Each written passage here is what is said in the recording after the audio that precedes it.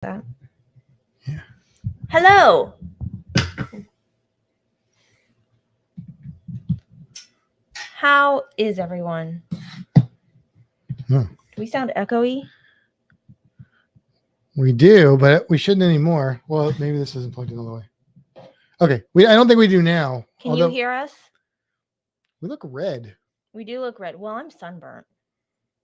I don't think I am. I don't know how to fix the red. How's everybody doing? Let me just check something here real quick. Okay, what if I do that? What'd you do? I changed the mic. Can you still hear us? I messed with things. This is why we come on early. We're at home. We still don't know what we're doing. We'll see how it goes. Oh, do you have, I should have asked before we came on here. Do you have that video that we were going to show? I have a couple videos loaded on there. Oh, it's loaded?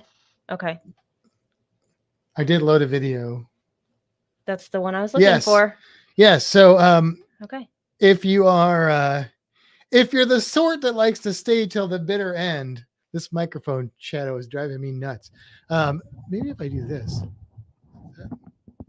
help. Just changes the shape of it. If you're the sort that likes to stay till the bitter end, we have a fun video that we're going to roll after the credits roll. You know how we do that whole credit roll and then we come back. It's how we roll. And let me just say, if you like the dog, you probably want to stick around for that. Or if you can't, then just, wait till it's loaded and then, watch, just fast forward to the end. And there you go. You'll be in good shape. Who do we got in here? There's a lot of people. You Look say at that. hi to them all? Let's try that. Let's see who we've got. Well, first we got Cruising on the High Seas. Hello, Rob. And hey, Rob, sorry to hear you're not going to be on the October group cruise with us, but maybe we'll see you on another cruise. And we got the folks from Down Under. Sean. And Ilana, maybe. Ilana. And then we got Meg. Hello, Meg. Meg saying, "Oh, even when I look at the little camera up there, I can see the shadow. It's driving me nuts." Yeah, that's why we were on. Is this bothering anybody else? Is it just me? It's only you. It's like a thing that's haunting these me. Shadows right here, I don't understand where it's coming from or how to fix it because we have lights everywhere. That's the problem, I think. We got Sean and Ilana. We've got Meg. We've got, let's see. Hey, we got Kenneth Oakes in here, Ford Man. And we got Sandy Shelsky. Who's that? Who's that? Is she stalking us? I don't know. No, because she's not down here. We got Gina on here. We got John Chalker on here. Now, that's not a name that I see too often. What's John saying here? Hello, my friends. How are you on this beautiful day? Your friend John Chalker, Waterbury, Connecticut. Love your tutorial on snorkeling. Oh, thanks. Watch it again because I wanted to learn a little more. Well, John, I have good news for you. Although I don't want to be too much of a teaser here because I don't know when it's going to happen, but we are planning on doing more with that and maybe redoing, because that's an old Cruise Geeks video. So we may redo that whole thing and update it, although the information in those is still pretty on point, I think. But we're going to do more with like snorkeling techniques and stuff at some point. I think that we're going to try.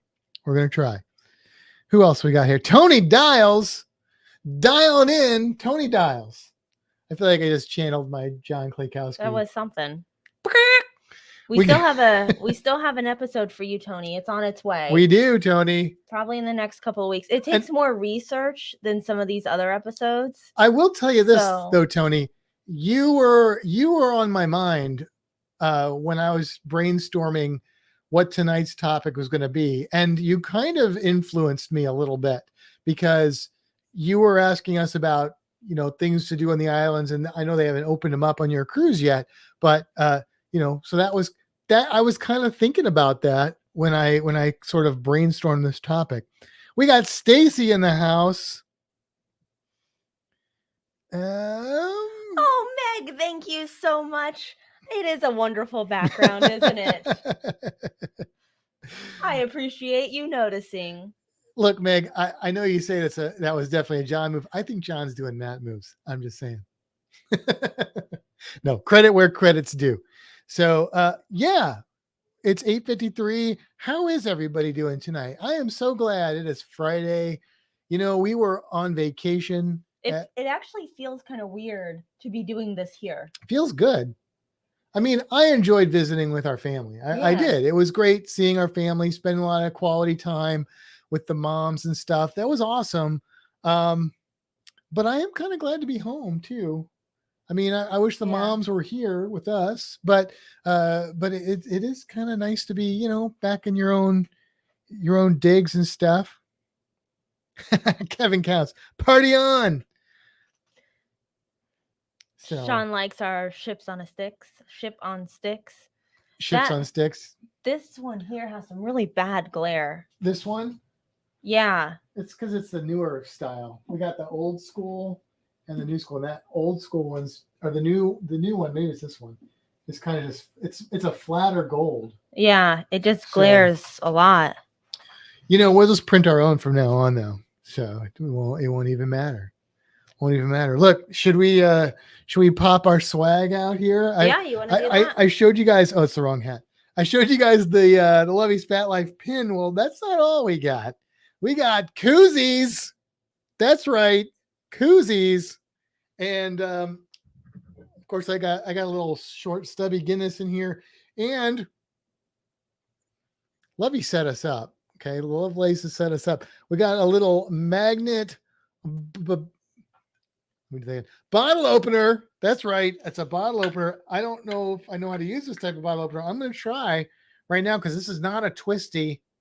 Oh, look at that. Oh, look at that. Came right off. I tried to use that the other day and it did not go successful. You probably used the wrong side because I was trying to figure out which side to use. Oh, look, it magnets to the tray. There's a little stubby beer, but it still works in here pretty well. Meg says she's using the blue one right now. I guess I should open this up. I don't know how to do that. I don't know how long this Guinness has been sitting in our refrigerator. Oh, Kevin wants to see the koozies again. It's not the best Guinness I've ever tasted. There we go. I got a better beer on standby, though. Oh, it's not. Here, let me hide behind it. Hide behind your beer. There we go. That's so stupid doing that. Woo! Yeah, I guess I'm a beer guy tonight. Usually I'm a bourbon guy, but what did you say your other beer on standby was? I didn't. I just said it was on standby. It's a better beer. It's arguably my favorite beer. Oh. So is it the one that you drank the other day? No. We were in St. Louis. We had Schlafly's, which is St. Louis brewery. The one you should actually pay attention to if you ever go to St. Louis, not the other one. But yeah, that's good beer. I thought we had some here. We have had Schlafly's here. Oh, okay. But no, I do like Schlafly's, but it's not my favorite. Like I like other beers better than Schlafly's. I can't think of what we have that. Well, it's British. Yeah, but I've been with you every time you've bought. You've tried this type of beer before, but anyway, you'll know it when I say it. So I just realized we've been doing this new setup for a few weeks, and I just looked up and realized. So the way that this is set up is my bathroom is actually right in front of me and has like a huge mirror. I have to go shut the door. No, Sean, it's not Foster's. Although if I must confess, when I was like probably 21, 22, I sought out Foster's because I thought it was a good beer. But before you nail me to a wall or anything, not really so much. Yeah, not so much. I've taken care of my problem. Oh, good. Because it's one thing to like look at myself on the camera, but then I like look up and I see myself across the room in the bathroom mirror, and it's just weird. Cool. John says, I'm taking up a course in snorkeling at the YMCA. That's cool. I didn't know that the Y offered snorkeling courses, but that's pretty awesome. And Aaron has joined us. Bought his own mask and snorkel. Hello, cool. Aaron. Cool. Let us know how that works out for you. It sounds like it's working out good so far. Hello, Aaron. Yeah. Look, Sean, I'm telling you, that was 21-year-old Matt. Okay. I was a young, foolish lad. I didn't know. It wasn't until years later that I discovered quality beer. And now I can never go back. But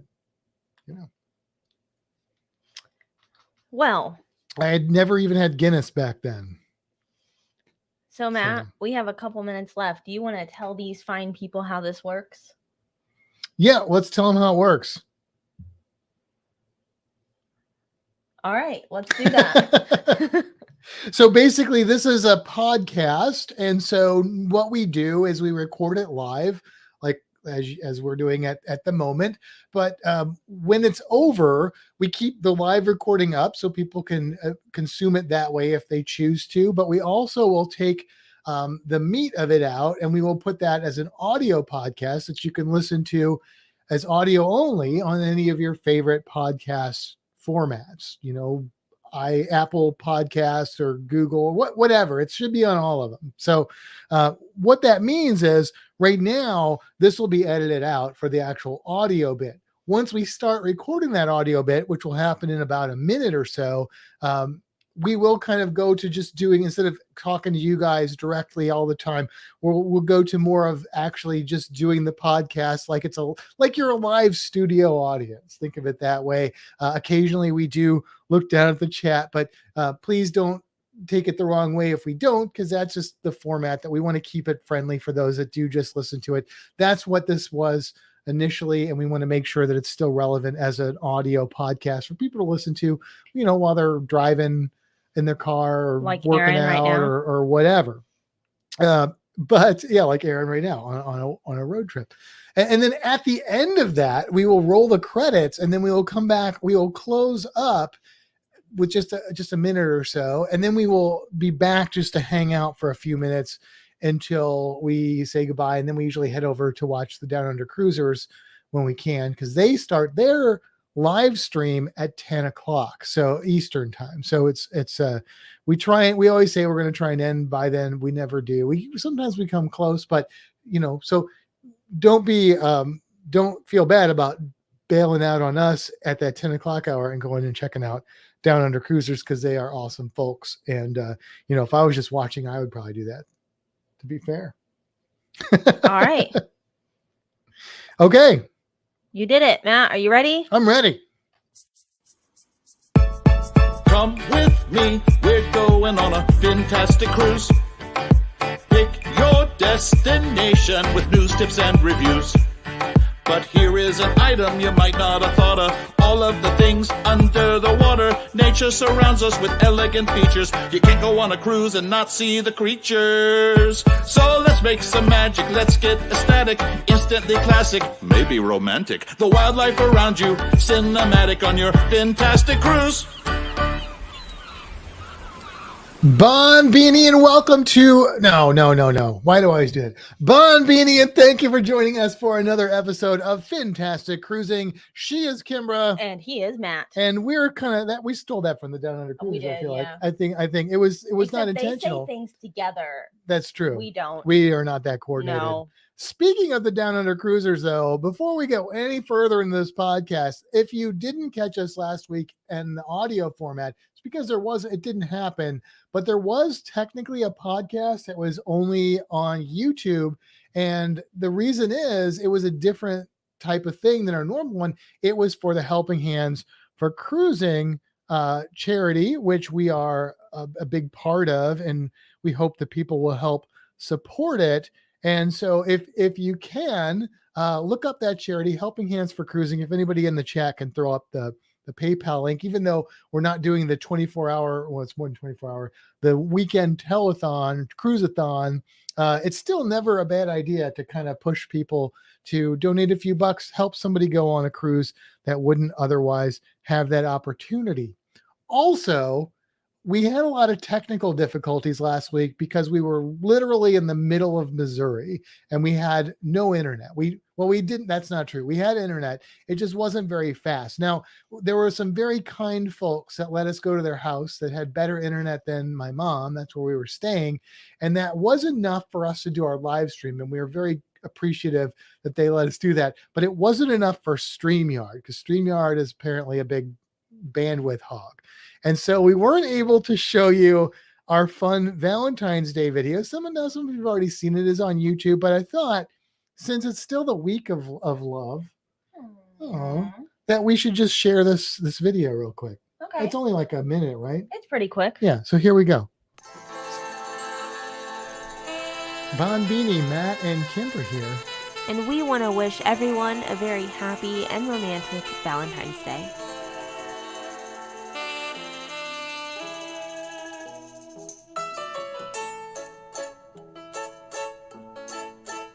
If you see teeth so thin and a long dorsal fin, that's amore.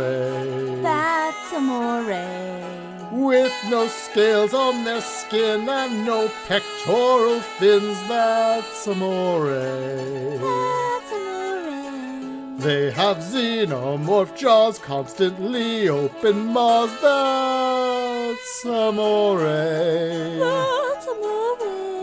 Living mostly in caves and small creatures to their graves, that's amore. That's amore.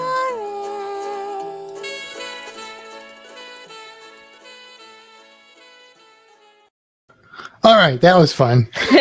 Hopefully the audio, how was the audio on that? Was that good? If it wasn't, then just go to our YouTube channel and then you can find it and play it. You can blast it, drive your neighbors crazy. You know, put it on the car while you're driving down the road. Doom, doom, doom, doom, doom. But play that. Do you really think people want to listen to us that loudly? I don't want to listen to most of the music I hear people blasting. Well, that's so true. Fair is fair, right? I guess. And Sean did put that Helping Hands for Cruising link in the chat. It's also easy to find if you go to our last podcast. I don't know if it's in our show notes every week. We should probably put it there. Yeah, I was gonna do it, but I had to like go find it, and I didn't do that. So, but yeah, check out Helping Hands for Cruising. Search for it on Facebook, and it's a great organization to support. So anyway, anywho, yeah. What else do we have? Anything else we want to talk about? yeah, let's talk about this thing here. The Fintastic Group Cruise. Oh, indeed. Yes. Indeed. Let's talk about that. Let's because talk about it. we have had a lot of attention coming to us from several people who are interested in booking. Yes, it is. It is possibly growing.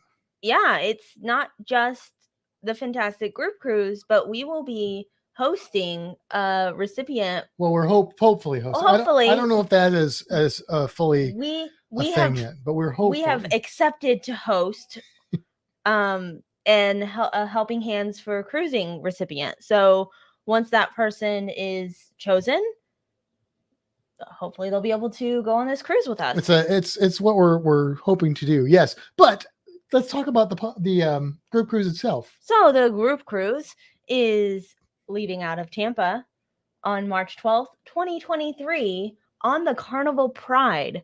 And it's going to Grand Cayman, Roatan, Belize, and Cozumel. That's right. And those are 4 ports that we are very in favor of. And also it's leaving out of our home city of Tampa, which is right behind the aquarium where we work Monday through Friday. So that's why we chose it. And so we're hoping that people will come on the group cruise, and maybe we'll even get to spend a little time before and or after said group cruise and do some local fun stuff. Yes, and if you are interested in joining us on this group cruise, please send us an email at fintastictravel@gmail.com. We have had some people contact us in many other ways, but the best way is Fintastic Travel. I like to keep things all in one place so I don't get confused about who's talked to me when and where.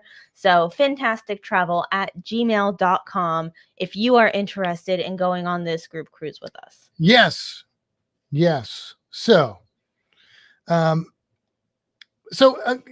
Aaron is asking, forgive me for asking this. I've never been on a group cruise. What does one expect out of a group cruise?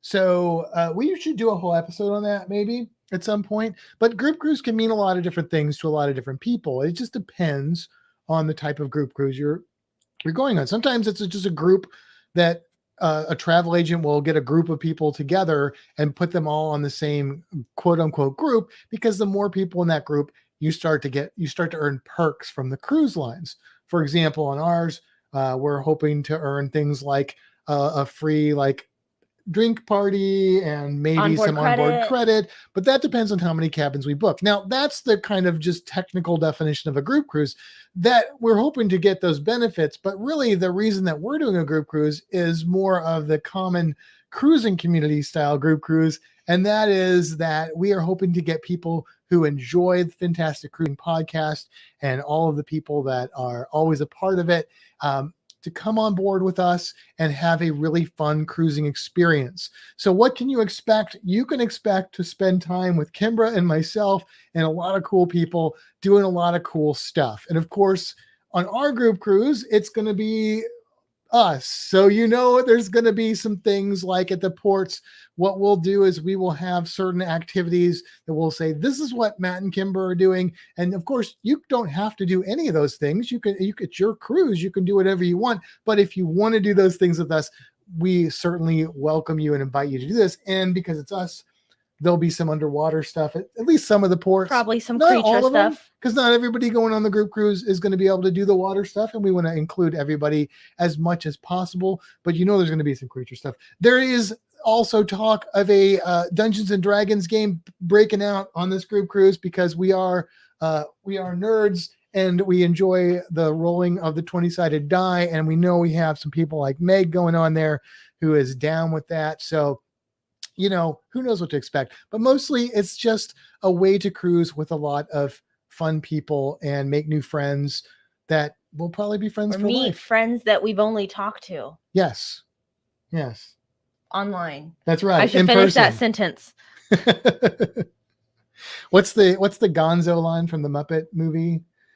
There's not a word yet for old friends that just met. Oh yeah. There you go. That's what the group cruise is all about. And we'll probably have some fun little things going on. We'll have some little bit of swag and stuff like that. But really, the point of it is for you and us to be able to spend time together, hang out, get to know each other, and have some fantastic fun. So I have to share this comment just because this person's not booked yet.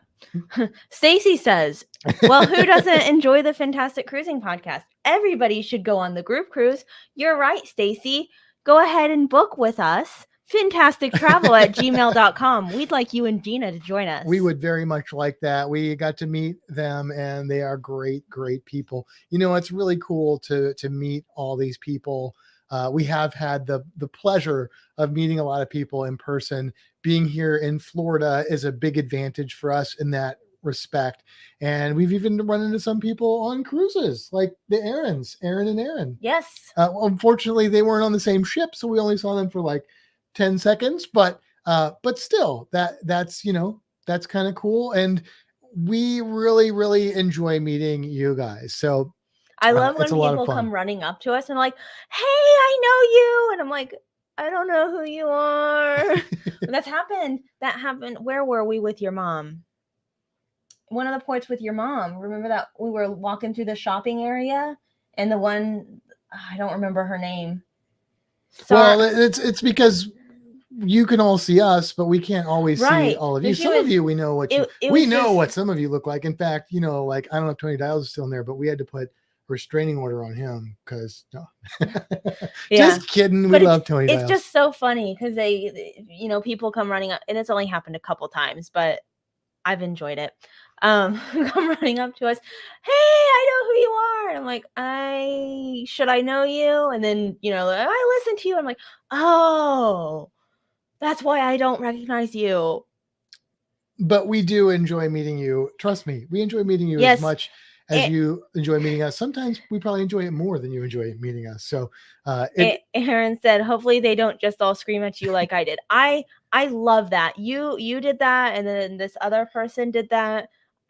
Meg said she's going to do that. Please do. Made her feel like a rock star. I movie love star, it. rock star. Because it's so funny because I'm just me doing me life, and then there's people from all over the place that I forget about, listen and watch me because, you know, I'm just me.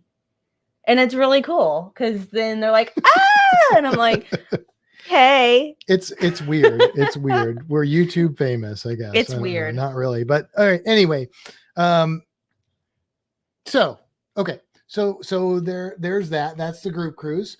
Please join us if you can, and if not, if you're in Florida, specifically Tampa area, maybe even if you're going to be in the Orlando region, we're pretty close to that. We're going there tomorrow. We're going to go to Universal Studios tomorrow because we can just go on our day off and just go. We got passes, but we, you know, if we're not doing anything, hey, we'll come out and have a coffee with you, have a beer with you, whatever, you know, whatever you're into.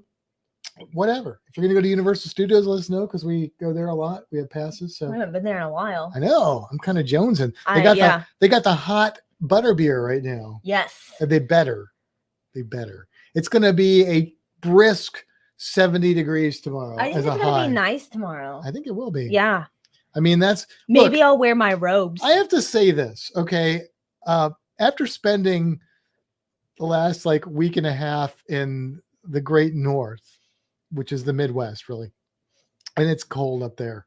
Okay, it's cold. We got into Indianapolis. It was 3. We left 73. We got off the plane and it was just 3. I was like, where's the second number? Now, we're both from the Midwest. So at some point in time, that was normal for us, but no longer. I've been in Florida for over 20 years now. Personally, you've been in Florida for what, 5-6 years, something like that.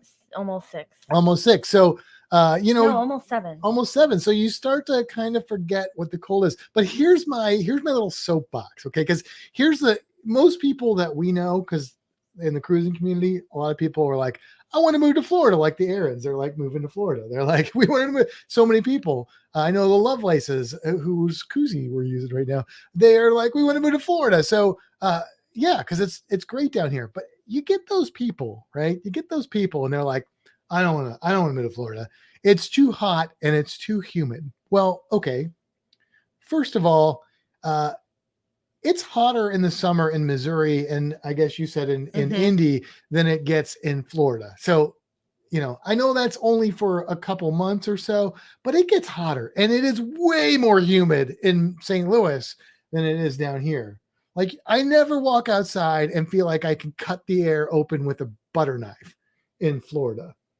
And if it does feel like that, it's going to rain in a second and it'll go away. So sea breeze comes in.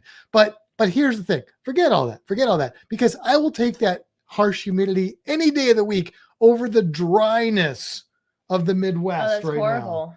Now. I'm still trying to get moisture back into my body I feel like the mummy after that trip. I woke up every morning stuffy and dry. Yeah. Oh, it was horrible. But it's what was it, a week and a half, approximately, a little less. But because my nose was kind of constantly running, I now have a lovely sore here on my nose. Yeah, it was and now day.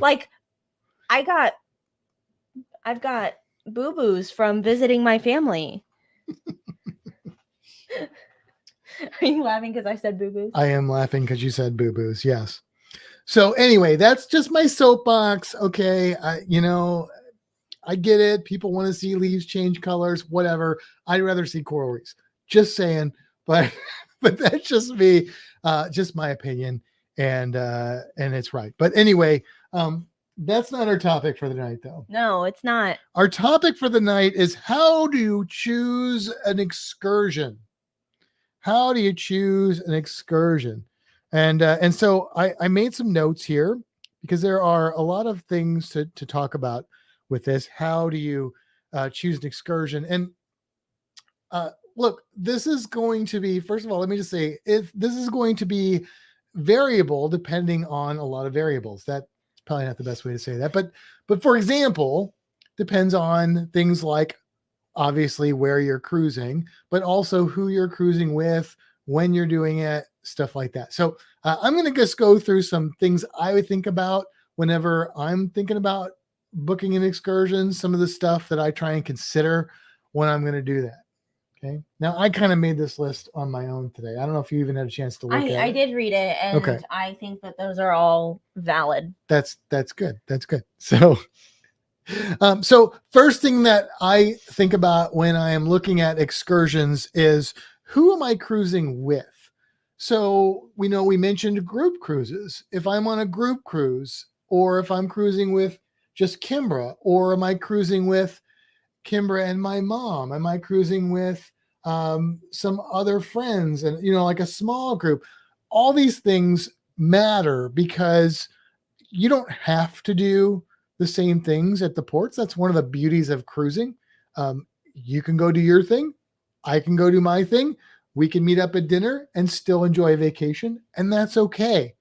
But sometimes maybe I want to do stuff with the other people on the cruise, or I know they want to do stuff with me. And so I'm going to think about that when I'm looking at excursions. So think about the people you're with. Not only is it what you want to do, what do they want to do? And what do you guys want to do that's the same? And you can kind of use that to start prioritizing, because normally a cruise, you're going to have somewhere between 2 and 4 ports. That's probably the average, 2 to 4 ports. I mean, you could get 5, you could get 1, but probably 2 to 4 is what most cruises are going to have, if like a normal type of cruise length. So, so what do you want to do? What do they want to do?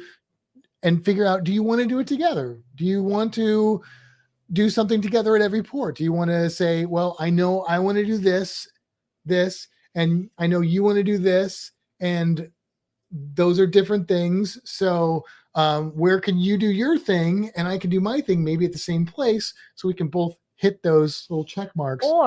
Or even if there's something where it's sort of this and sort of this that you could do together. Yeah. So trying to find that kind of stuff. So figure out, do you want to stay together? Do you not want to stay together? Those sorts of things. Now, what you're talking about is you could go some places where you have multiple options. So for example, let's say that we want to go to, let's say that we're in Cozumel. Okay. And I want to be underwater, because that's mostly where I want to be all the time. I want to be underwater looking at things that have gills. And maybe I'm with somebody, maybe I'm with a group, and they're like, you know what? We live in the Midwest where it's very dry and cold. We want to be on the beach drinking boat drinks and like getting a tan. So I say, okay, well, let's see what we can do about that.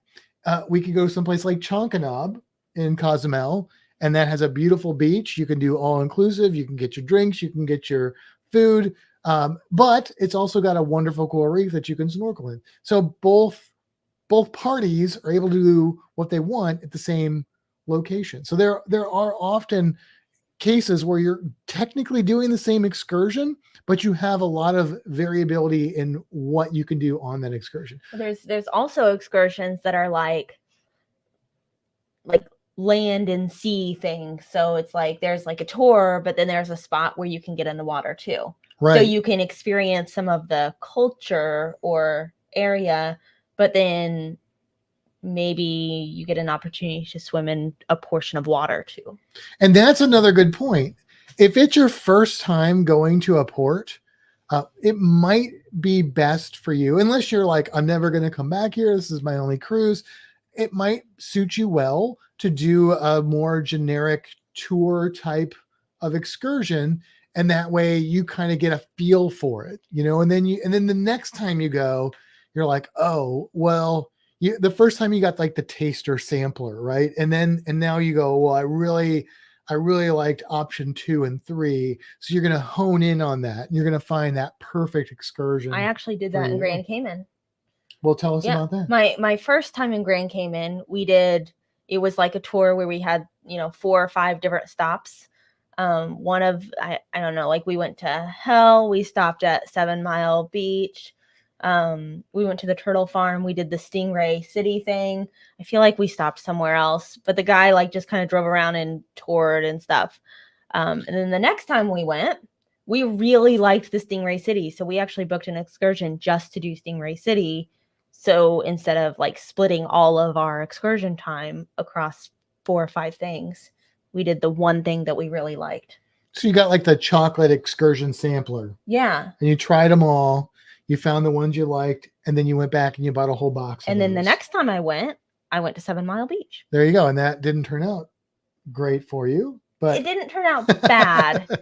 It just wasn't planned out properly. Okay. All right. That's all right.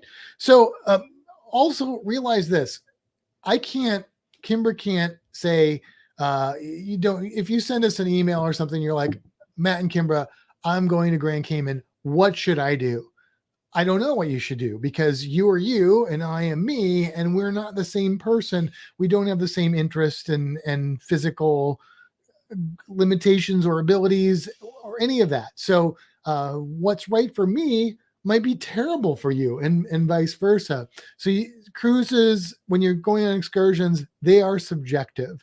And that is why it's important to know what your cruise mates want to do and understand it up front and be okay with, sometimes I hear stories where people are upset because their friends aren't doing anything they want to do. And you got to communicate. You got to talk. This isn't just about cruising and excursion. This is just in life. You got to communicate, people.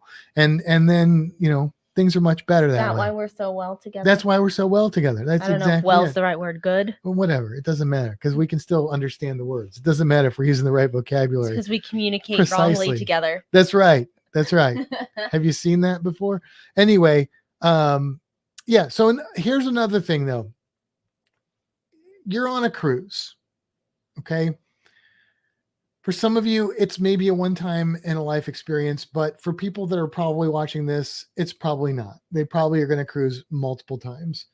And so be a little adventurous, explore a little bit. You're on a cruise, you're going to have this prepackaged vacation where you're going to most likely have a lot of fun and a lot of limited amounts of stress. A limited amount of stress. So live on the edge, do something different, find something that you didn't think you'd ever do and try it out. And whether it be a food thing or just some kind of weird excursion thing, maybe you're like, I don't really care about Mayan history, but you know what? Go to the ruins one time and come back and then decide if that's really how you feel. Be adventurous. That's what I'm saying. A cruise is a place to be adventurous. It's where you can take those risks and really you may find something that you had no idea you would be passionate about. Speaking of that, when we did the monkey thing in La Romana, it was the monkey thing, which of course is why we booked it. But then we stopped at that plantation thing for like the coffee and cocoa. Oh yeah. That's a good example. Yeah, it was something that was part of the excursion. So I was like, fine. That was actually one of my most memorable, like I loved that portion of that excursion. Oh yeah. And it was just it's not why you would have booked it. It's not why I booked it. You wouldn't have booked that specific thing. But I would do that specific thing again now. And that's the other thing I would say is don't forget that when you're on a cruise in the Caribbean, and in some cases other places too, that you are visiting other cultures, other countries, and you may not really see a whole lot of that while you're in a cruise port because it's very commercialized. You may see a little bit, but even on your ship, a lot of the people that work on the ship are not Americans. They're from other countries, other cultures, and embrace that, enjoy that, understand that, and really make the most of that because that is a really cool thing. It's sometimes when you're confronted with a culture that's different than your own, sometimes we are a little bit apprehensive. We're a little bit intimidated. Try and get past that because this world's a big place, and we're just one little country on a continent, and there's a lot more out there to understand and enjoy. And that's a good way to do it. It's on a cruise. So check that out. Now, the next one I have is don't underestimate activities. So when you go to book a cruise, make sure you're not getting yourself in over your head. Okay. Because most cruises are going to cater to the average human being. And so you're probably going to be fine, but know your physical limitations, because there are some excursions where you're going to have a lot more exertion, or there's going to be more needed to do that. Most of the time, that's not really an issue. But a good example is when I did the whale shark swim. That whale shark swim was a wonderful experience. It was also like swimming a triathlon or something. That doesn't even make sense. It was hard work, because you got pushed off of a moving boat in choppy water, and you had to boom, boom, boom, boom, swim, kick. I mean, my buddy Charlie and I, we got out of the water, and at the time I was in my 40s, he's in his 50s, and we're like, oh, we're going to go again. We can go again. But there were like 20 somethings on there that were like, I'm done. I'm good. And it's not because they were more fit than us. It's not because we were more fit than them. It's because we just wanted to experience it that bad. But there are people that would not have been able to do that. So kind of get a feel for that. Make sure you're not getting yourself in over your head where you're not going to be able to do the activity. Sometimes it's a lot of walking uphill. Just know what you're getting yourself into beforehand. All right. And then let's see, look at the big picture. What are all the ports on your cruise? So let's say that you want to do certain things. So for me, it's going to be underwater stuff, animal stuff, but I like cultural stuff too.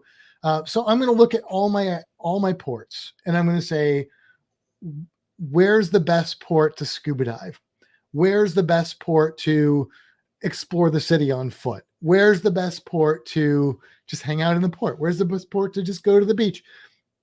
You want to make sure you kind of get that big picture, because if you just look at excursions at different ports, you might go to do the snorkeling experience or the scuba diving experience at a port that probably isn't the optimal one for it. And then you get to the like Bonaire or something, and now you're like, well, I already did my scuba diving, so now we're going to do the beach. Well, you should have done the beach at the other place and scuba dived at Bonaire. So look at all your ports together when you're planning your excursions out, and please do plan your excursions out. I mean, sometimes it's fun to live by the seat of your pants and just explore. That's another thing you can do. But on the whole, plan your excursions out and think about that. Think about all the ports you're going to and prioritize what makes the most sense at what ports. We definitely did that on our Mardi Gras cruise. Absolutely, we did. Yeah, as we went to Puerto Rico, Nassau, and Amber Cove, and we did 3 completely different things at each of those ports. Right.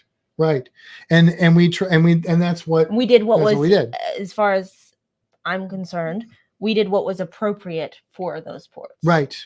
Yeah. If you're in Puerto Rico, for us, there's a lot of excursions you could do, but Puerto Rico is a great place to just really just dive into the culture and walk around Old San Juan. Like, that's a wonderful place to do that.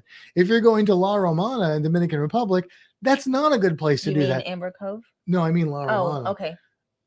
Amber Cove too. That's where we went. But we went to both. Did we go to La Romana? Not on Mardi Gras. No, but we've been to La Romana. Yes, we went there with your mom. And so you've got to do excursions, or that port sucks. So Amber Cove at least is a nice port. Like, you've got a swimming pool and shops and stuff.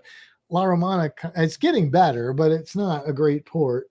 So you might as well just stay on the ship if you're not doing excursions. So if that's one of your ports, that's a port where you want to go, I need to do an excursion here so I can get a good, fun experience, or this is the port where I'm going to stay on the ship.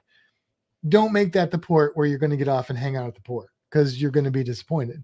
But you could do the monkeys, you could do scuba diving. There is stuff to do, but that's what I'm saying. Prioritize the right stuff for the right ports. And not only that, but think about your total overall budget that you have. So whenever I go on a cruise, I go, okay, I'm kind of thinking I'm going to spend X amount of dollars on excursions. And then I can say, well, let's say I want to do the whale sharks in Cozumel, which is really in Cancun. That's a really expensive excursion. I think it was over $300 per person. Okay, that's fine if at the other ports I'm doing cheap excursions or no excursions, but I may not be able to afford to do that if I want to do these other things. So figure out your budget and kind of work with that as well. So that's why you want to kind of, again, get that overall picture. Plan and book them ahead of time. Because well, yeah. If they're paid in advance, then like maybe you've booked them 4 months in advance and paid for them already. Like if you can do that, yeah. Well, yeah, if it's available and if you are able to do that. Right. Yeah. Yeah. Or if you're not like our friend Tony is in that situation now where they're not releasing the ports and he's getting within, a few months or so of his cruise. And that's just the times we're living in. They'll open it up, but they haven't yet. So what do you do then? Well, you just save that money and you say, this is my excursion money. So when they do open it up, you're ready to go and you don't have to like come up with it last minute. So pre-plan on that and keep in mind that you might be able to get a very similar experience at different ports for very different price points, or it might take a lot less time to get to one than at another one.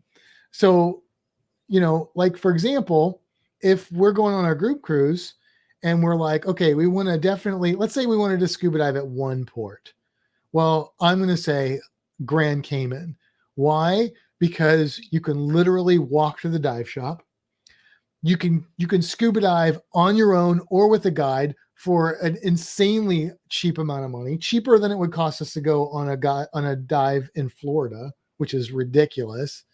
And if we didn't do that, if we just instead said, well, let's scuba dive in Cozumel, we're going to spend probably 3 times as much money to scuba dive in Cozumel. Now you could also spend that in Grand Cayman, depending on what but you don't need to. So obviously Grand Cayman is the port to scuba dive in. It's cheaper. It's great. It's convenient. It's everything. Like I could go on a boat and do 2 tank dive, or theoretically, if I'm a Grand Cayman for 6 hours, I could do 3 or maybe even 4 dives for probably less than it would cost me to do a 2 tank dive. And snorkeling. Or I could snorkel and dive. So, these are the kind of things to think about. Again, this is all in planning and looking at it. Now, here's another little point for this. Let's say that you're like, well, I don't even know where to start with this. This is, if you're not comfortable with that, this is another good reason to get a travel agent, travel advisor, whatever you want to call them, because your travel, especially if it's somebody that specializes in cruising, they're going to be familiar with a lot of that stuff and they're going to help to guide you with that. So fintastictravel@gmail.com. And really, to be honest with you, one thing you can do is do some research, and research can be through a travel advisor, but it doesn't have to be. You can still book on your own. But there's a lot of different ways to do research. A great way to do that is to be a part of a cruising community like the Fintastic Cruising Community on Facebook. But there are so many other cruising communities out there, or just, go into the chat while we're doing our live on YouTube and talk to the people, because these are all people. Many of them have cruised a lot and they have very different experiences, and you're going to find somebody that's going to be able to answer your questions, and they're going to answer you directly. And it's still the internet, so you might get some stupid smart aleck answer, but most likely you're not, especially if you're in a smaller community like the Fintastic Cruising Community. People are generally cool to each other, and if they're not, we boot their butts out. So you're going to get quality over quantity. And that's good, because if you go to like a cruise site and look at reviews, just be careful, because most people leave reviews when they have something negative to say. That's just human nature. And so if you look at a cruise excursion, you may not get an accurate representation of that by just looking at reviews. And if you're not sure, read like 10 reviews. And if you get like 5 that say it's wonderful and 5 that say it's horrible, then you know something weird is going on there. Either these people are really negative, or these people are really positive, or somewhere in between, or maybe they had very different experiences based on the time of year that they went, or based on just the mood that the person was in, or the mood that the person writing the review was in. So it's harder to read those accurately than it is to actually communicate with somebody. You're much more likely to get valuable information in a cruising community environment. Or, if you're interested in underwater stuff, especially, you don't have to book a cruise through us. You can just shoot us an email at fintasticcruising@gmail.com, and we will probably talk about it on the podcast, or if you don't want us to do that, we'll probably answer you in the email. So we love to talk about cruising. That's why we have a podcast, and that's another good way to get answers. If we don't have answers, we'll be able to probably point you in a direction where you can find those answers, or get you in touch with somebody that can give you those answers. So that's always a good option for you. Now, another thing I mentioned was how much time are you going to take to get to your excursion? So if you're going to go do the whale sharks in Cozumel, that's all you're doing in Cozumel, because it's going to take your entire time in port on a late stay to do that and accomplish it. If you're going to the Mayan ruins in Belize, Cozumel, where were we at? Roatan or Costa Maya, it's going to take hours to get there. Depending on which ruins you go to, it might take a little less or a little more. But if you were like, man, I really wanted to do these 2 or 3 things while I'm in port, you might not be able to do that depending on what you choose. So research. I also want to say be flexible.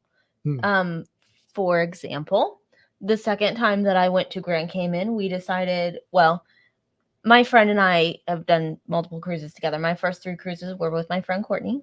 And the first time we were at Grand Cayman, we did that tour with multiple things. And the next time we went back, we were like, we really loved the Stingray thing and 7 Mile Beach. So we actually chose the Stingray City excursion, knowing that it was shorter and that we could still go to 7 Mile Beach. However, the day that we went to Grand Cayman, there were really strong winds and choppy waters. So we actually had to port somewhere different. So, and it is still a tender port, but it was further away. So we did not have time to go to the beach. Yeah. So that, you got to be able to go with the flow, as they say. Another thing you can do, though, if you know you're going to go to San Juan, Grand Cayman, I imagine you can do this with the Android phones, but I know you can do it with the iOS phones. I'm sure you can do it with the Androids too. You can download maps. So even if you don't have cell service, you can download maps of areas so that if something like that happens, you can still kind of see where you're at without having to worry about like a roaming charge. Another good research option is to look at YouTube videos of excursions, because even if the people are idiots, and there are some idiotic people out there making YouTube reviews, there are mostly really good ones. I don't mean that in the wrong way, but I've seen some morons like the people that we saw that did the Junkanoo Beach that wanted to touch all the things, that were like getting stung by everything because they're idiots. But YouTube videos are a great way to assess an excursion. If you can find a YouTube video of an excursion, you might be able to get a real good understanding of what that excursion is like. And hopefully you can find, multiple ones as well. So yeah. Now the big question that a lot of people have when it comes to booking excursions is, should I book through the cruise line or should I book through like an independent excursion company?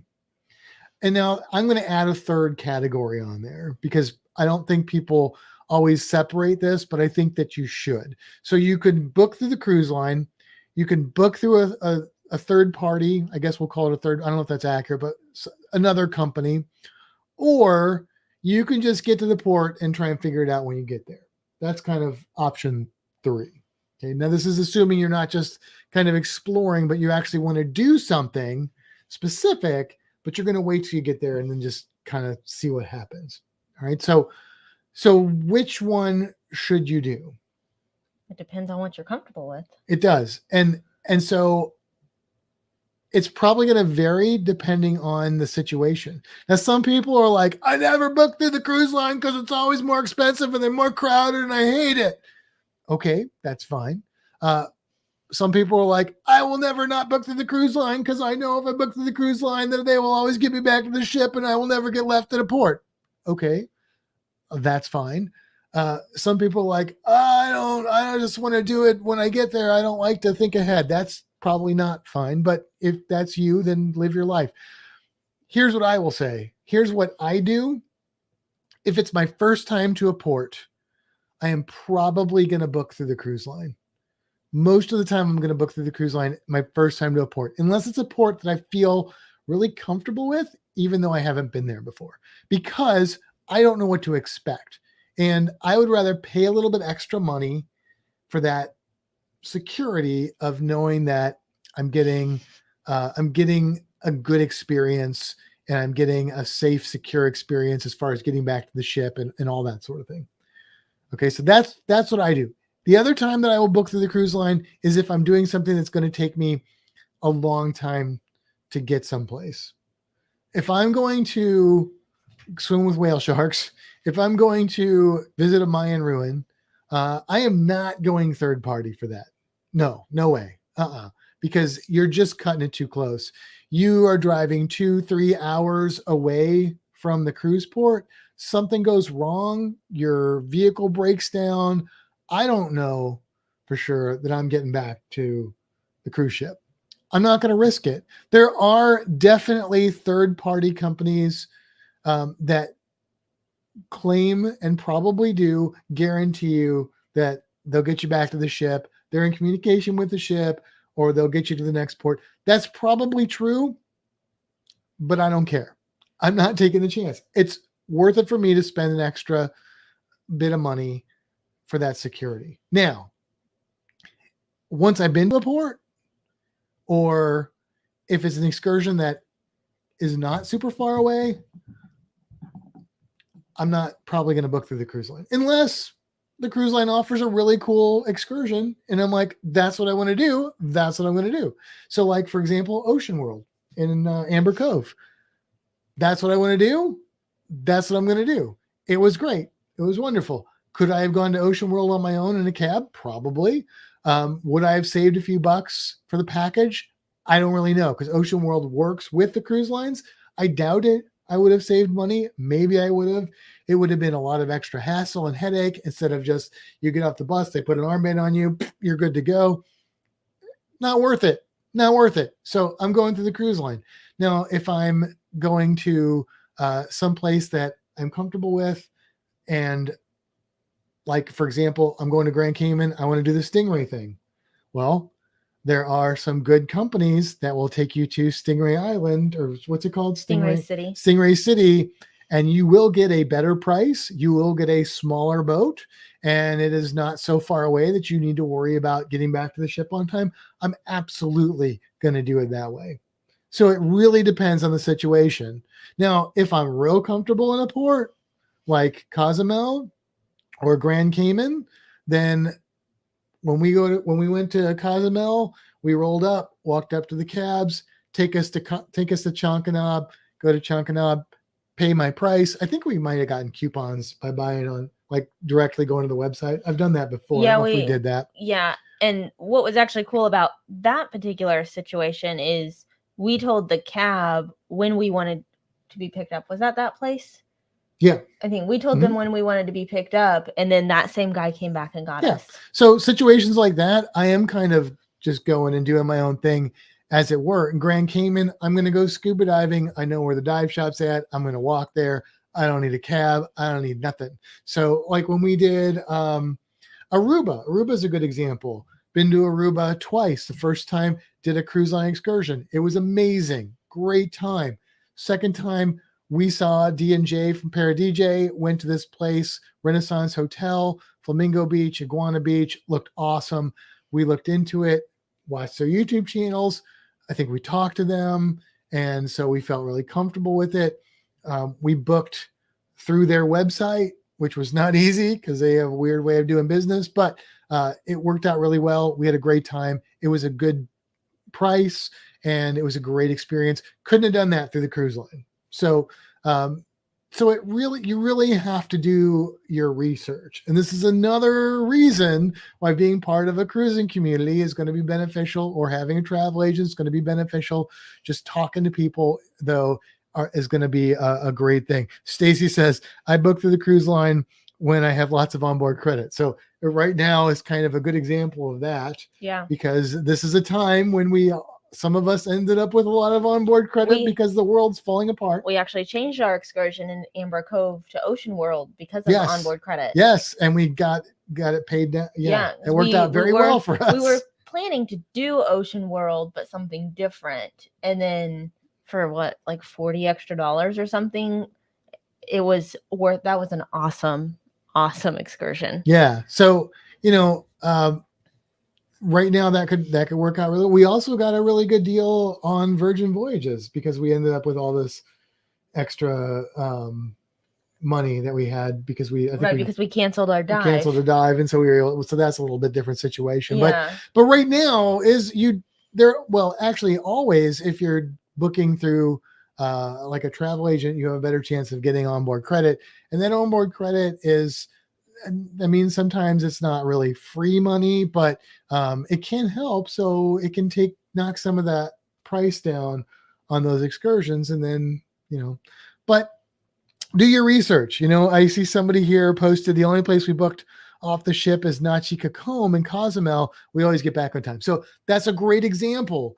Nachikacombe in Cozumel. And what's the other one? Mr. Sanchez. Mr. Sanchez in Cozumel. Look, if you are part of the cruising community, those two places are really, really famous for cruisers. Like, lots of people go there.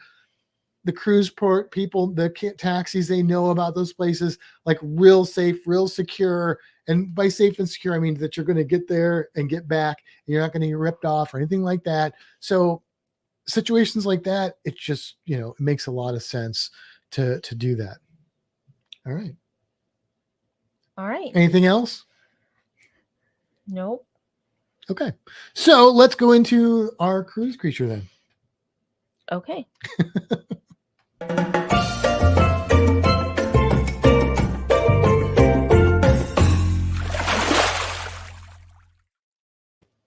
Kimbra, I was going to say that, and I forgot my whole shtick, that picking an excursion is a lot like choosing a hat. You have to choose the right hat for what you're planning to do. Right. So, this is my hat for, I look like a gnome more than Jacques Cousteau right now. You kind of do look like a gnome. But I feel like this is a more appropriate hat for talking about a cruise creature. So pick your excursions appropriately. The cruise creature for today is one that I can't believe we've never covered. Well, we haven't covered it yet because we were planning to do a full episode like we did with the sea turtles and sharks. And maybe we will still do that. Yeah. But I don't know if the interest is as big, although in my opinion, it should be as big on this species of animal. And by species, I don't mean species. I mean a whole group of animals. And those animals are corals. So I wanted to talk about coral because it is a really cool animal that you could see. And I don't see my pictures. No, because you didn't do it's on my thing. Oh, okay. So coral, first of all. Do you want me to start this? No, not yet. Okay. So coral, first of all, it is an animal. And so coral reefs are a term that you're probably familiar with. A coral reef is just a bunch of coral animals living together, but it's not just the living coral. It's also generations of coral skeleton that is built up over time, because one of the ways that corals reproduce is by cloning. And when they do that, they build literally on top of their ancestors. And so when you end up with this humongous coral head, which is what we call a big coral formation, that could be literally thousands and thousands of years old. But the only part of it that's alive is generally that outer layer of coral. Now, coral reefs are super important. They make up a very small percentage of the ocean, but there is a much larger percentage that depends on the coral reef for survival. Oceans are a huge part of our planet. Like what, 70% of the planet is covered in ocean? I think that's the Something like statistic. that.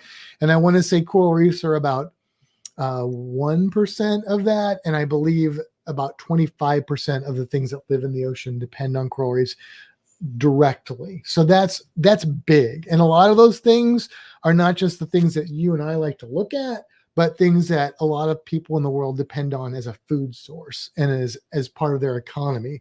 Coral reefs are important, but here's the problem. They are also extremely picky.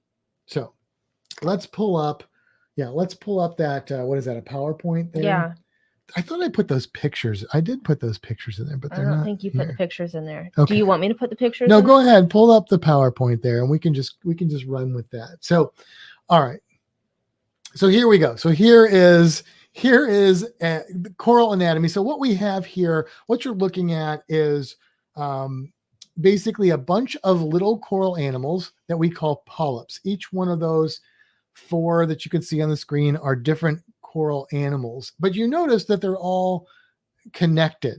They're all connected by a soft tissue layer. And so essentially what coral is most of the time are a bunch of little animals living together as one big animal.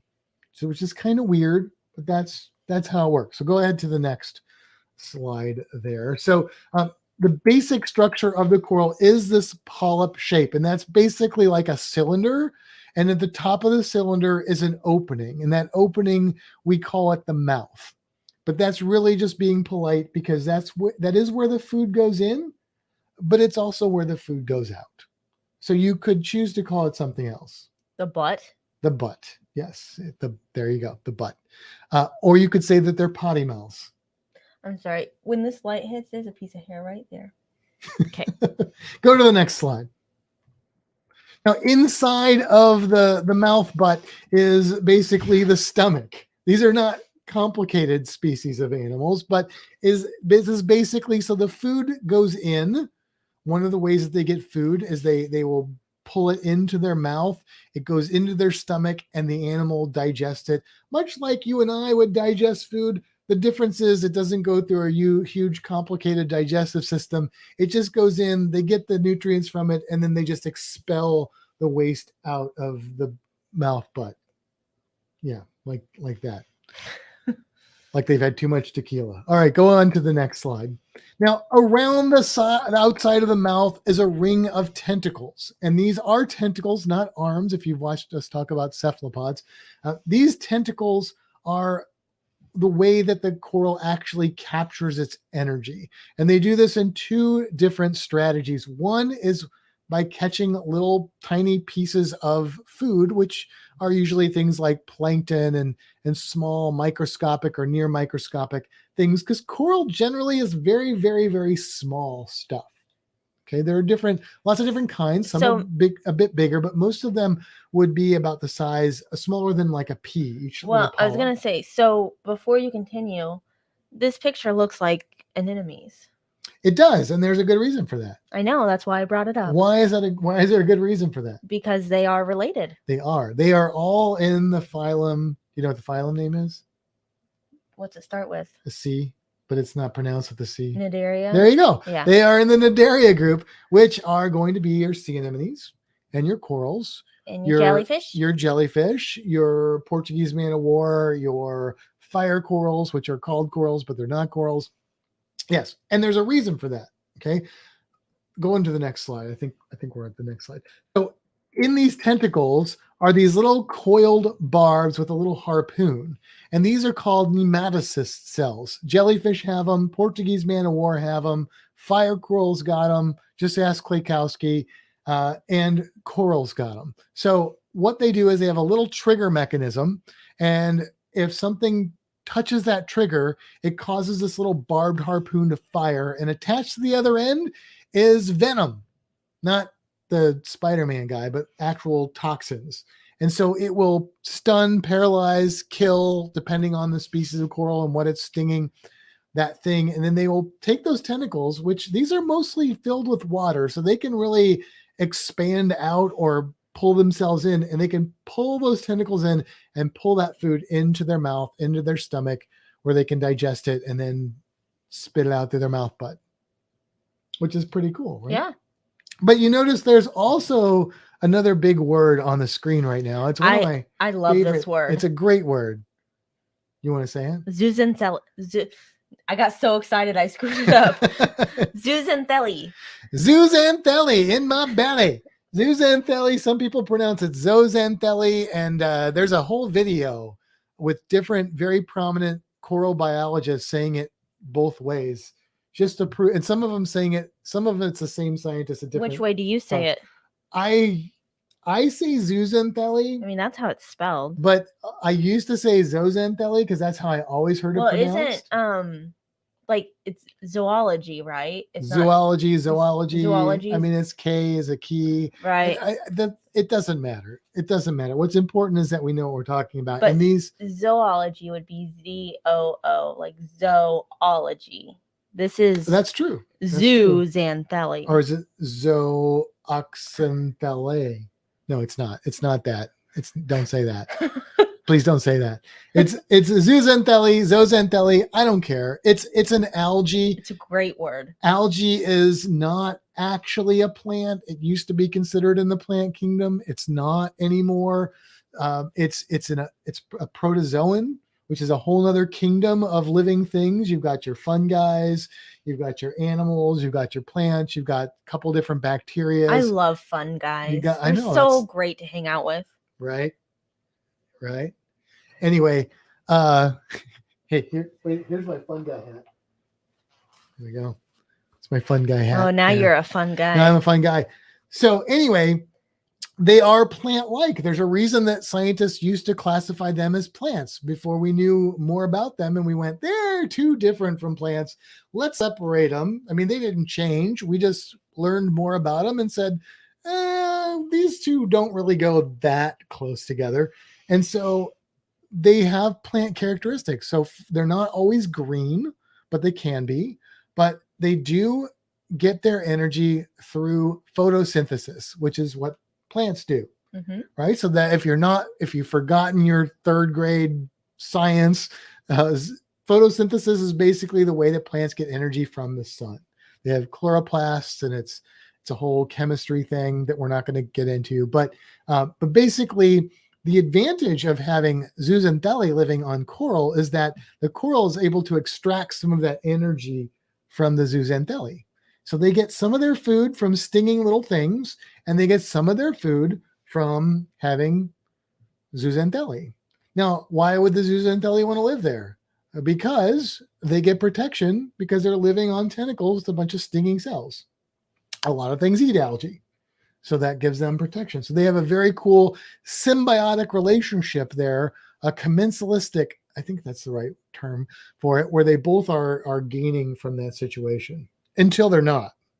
Okay, so coral, like I said, is very fragile, and little things set it off. You know, it's one of those people. Littlest thing sets it off. If there's too much. So it's basically a Karen. Well, I don't know if it complains, but yeah, if the water's a little too murky, because there's, maybe there's too much phosphate going in from fertilizers, and we get an algae bloom, and now the water's murky, and then photosynthesis can't happen. It gets stressed out. If the water gets a little too cold, it gets stressed out. If the water gets a little too warm, it gets stressed out. If somebody goes up and touches it too much, it gets stressed out. If the water pH, how acidic it is off a little bit, it gets stressed out. When the coral gets stressed out, the zooxanthellae leaves. I don't know if they get evicted or if they leave on their own free will. I don't know who's getting stressed out first, but something changes. The zooxanthellae literally leaves the coral. Now, when that happens, most coral animals are clear, so they don't have any color. The color that you see is from the zooxanthellae. That's why corals are blues and greens and reds and orange. That's zooxanthellae almost every time. When the zooxanthellae goes away, it's clear. What's below it is that limestone calcium skeleton of theirs and their ancestors, which is white. And so when you see stressed out coral like that, it looks white, and it's so crisp white that it looks like somebody dumped some bleach on it. And that is where you hear the term coral bleaching. That is stressed out coral. When coral gets bleached, it is a good probability it's going to die. It doesn't always mean it's going to die. The zooxanthellae could come back. They could make up. They could have great makeup sex. And no, that's not true. I don't know why I went there. But anyway, sometimes it can come back, but a lot of times it doesn't.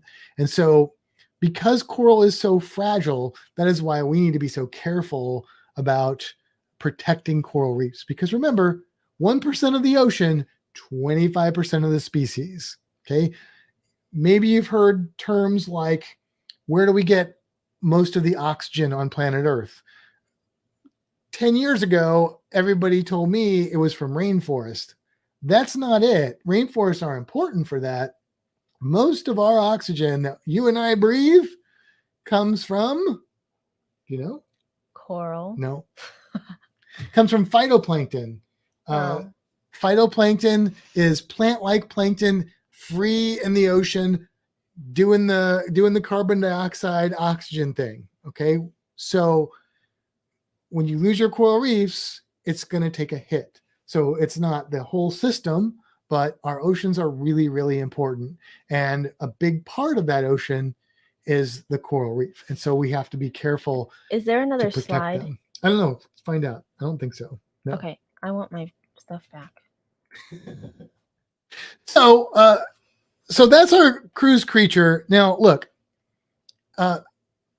you and I that like to cruise in the Caribbean or maybe in like Australia, places like that, probably one of the reasons we like these places are because of the coral reefs or the animals and plants that kind of are part of that whole environment ecosystem.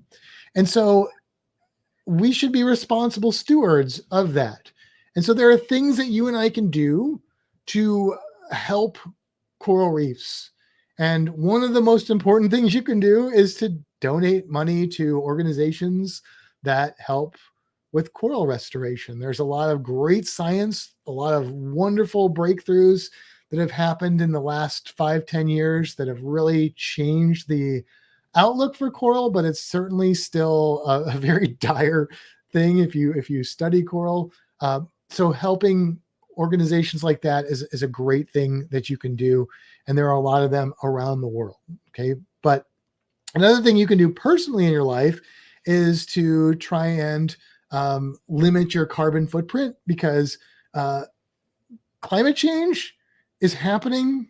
And remember, just a little temperature fluctuation can freak coral out.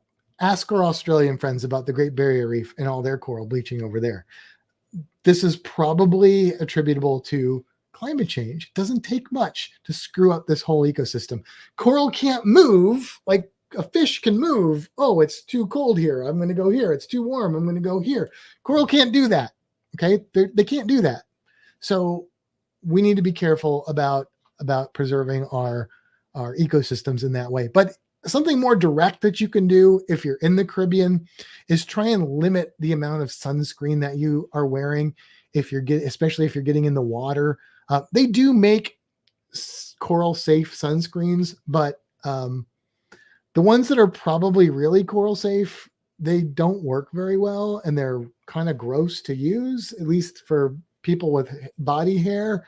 The ones, a lot of them that say they're coral safe, they may not be. There's no regulation on who can put coral safe on their sunscreen. Anybody can print that on any sunscreen bottle, and there's no government entity or anybody there to go, no, you don't meet the criteria. Anybody can say that. So a lot of it's probably not all that accurate. You mean reef safe? Reef safe. What did I say? Coral safe. Reef safe. I mean, it's the same thing, but yeah. it says reef safe on the stuff. So here's what I recommend, especially if you're going to be in the water around a coral reef, but really anytime you're in the Caribbean and near water that's going to go into the ocean, try and do as much as you can by using things like rash guards. It's also going to give you better sun protection anyway, and then limit the amount of sunscreen. Now, I don't not use sunscreen. I use sunscreen because I also don't want to burn. Okay, but I try and limit it. If everybody uses less, that's going to help. I actually feel really funny sometimes on the beach because everybody's like wearing their little bikinis and stuff. And I have my long rash guard and my long like swim pants, and which is fine. But I'm like, I am so clothed. So that is going to be helpful. And, I try not to preach too much about conservation on this YouTube channel or podcast, but I think in this case it is very important. And we have a question. Okay. Does anything eat coral? Oh, yes. I know of at least one thing. Go for it. Well, they don't probably eat the coral, but they eat the algae and stuff, and they get coral in their mouth when they're eating it. Well, okay. I guess they kind of eat the coral. They probably eat some of the coral. I mean, go ahead. I know what you're going to say. How else do you get sand? Well, there's other ways you can get sand. Yeah, but that is one of the most beautiful sands you can get. Parrotfish. You're going to have to. I mean, you already explained everything. No, I didn't. I don't think I did. You said they eat the algae. Oh. You didn't say the best part. Oh, the sand is parrotfish poop. Yes. Because they eat the coral. Yes. So, they get some of that limestone skeleton, and they just it just chips away, or they digest it and poop it out. And so a lot of that beautiful, fine white sand that you see in the Caribbean, a good percentage of that went through the digestive tract of a parrotfish. Todd says coral makes his gums bleed. You should really stop eating the coral, Todd. Definitely stop eating the coral. Dan says, I can think of U.S. Coral Reef Task Force, National Coral Reef Institute, National Center for Coral Reef Research. There are a bunch. Coral Reef, what is it? The Coral Foundation, Coral Conservation Foundation, I think, in Florida. NOAA is a good resource for coral reef stuff. The Cuba one, is that? Well, any of the major aquariums, like the one we work for, are going to be probably playing a role if they're in the vicinity of coral. We do a lot of coral research at the Florida Aquarium, but there are a lot of other great institutions that also contribute to that, and they work together. Unlike most government agencies that can't, tie two shoes on the same torso, coral scientists do a really good job of working together because they know that they have to. One of the biggest problems with Florida coral is that, like, the coral reefs in Florida Keys are decimated. And there's two real big problems with our Florida Keys coral. One is that we lost a lot of our long spine sea urchins in the 80s from a virus. And those long spine sea urchins, what they do is they will eat algae off of rocks. And why does that matter to the coral? Well, coral reproduces in two ways. One way is they clone, and the other way is they put sperm and eggs into the water, and you get little baby corals. They need some place to land, and they need a clear, hard, rocky substrate to land on. If there's not things like all these sea urchins eating the algae, what we found out the hard way is that coral has a harder time finding a place to start to grow, so it doesn't successfully grow. So that's a big problem. The other problem that the Florida Keys is having a huge issue with is coral diseases. There are several different diseases that just decimate coral. And the problem is coral doesn't move around. And so you have a long reef tract like the Florida Keys, and you get a disease that wipes out a big chunk of it. It literally has killed like whole sections of coral. And now this coral that lives over here and this coral that lives over there, they are too far apart to reproduce with each other. And so you don't get any genetic diversity, and they don't have any chances to evolve and survive the disease. One of the ways that coral research is done, or coral conservation is done, is they will take bits of coral, and you'll see this in the Caribbean, that are broken off, and they'll put them on either PVC pipes and they'll hang them, or they'll put them on little bars, and they can move them around to places, and they can get that genetic diversity back. And then once they grow to a certain size, sometimes they'll even kind of quote unquote plant them. They're not plants, but plant them to help. And I've seen that very successfully done in Curacao. Yep, we saw that there. It was really impressive in Curacao. Yeah. So there is still hope for coral, but it needs people that aren't as passionate about it as Kimbra and I to care. And so hopefully this podcast can play a small role in helping to spread that message. So there you go. All right.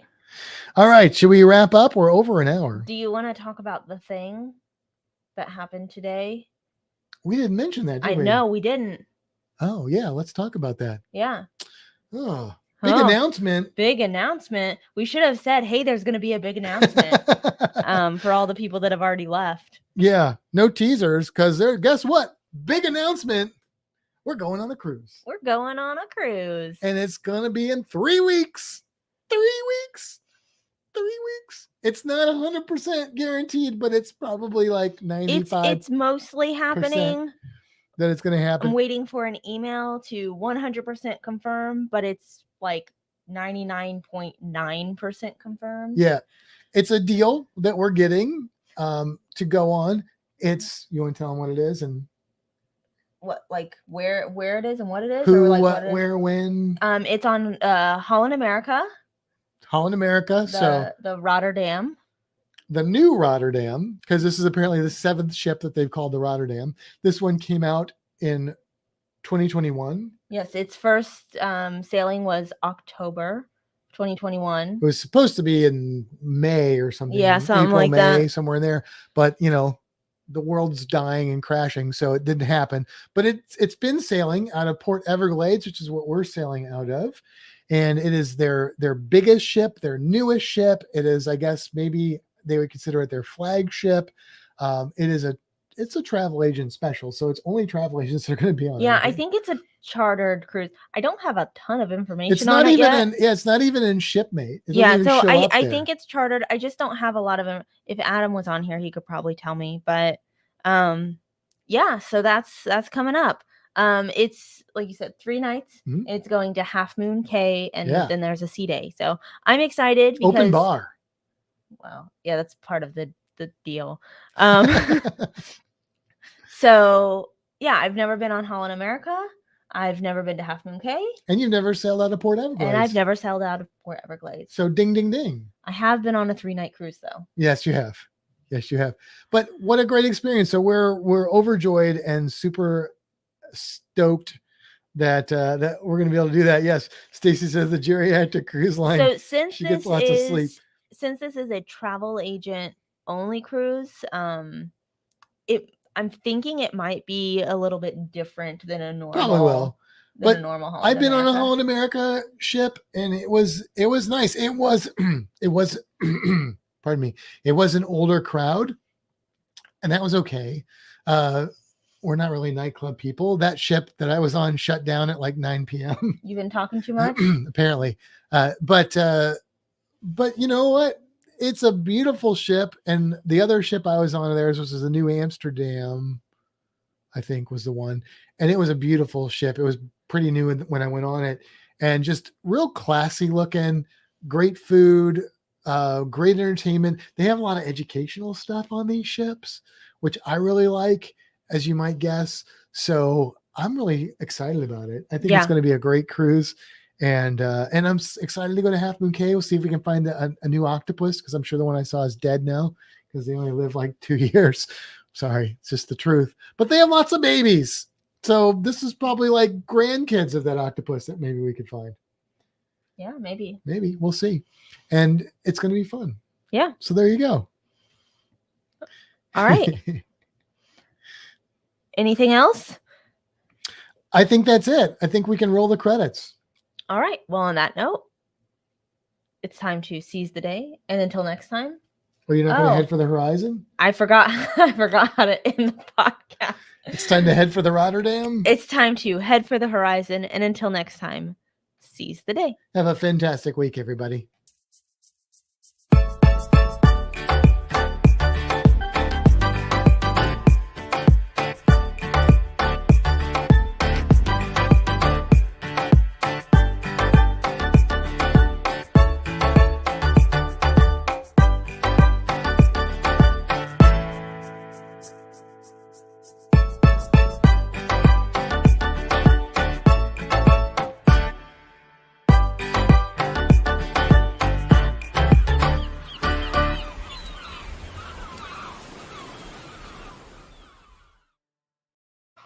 Stacy in there giving us trouble about it. He's just teasing though.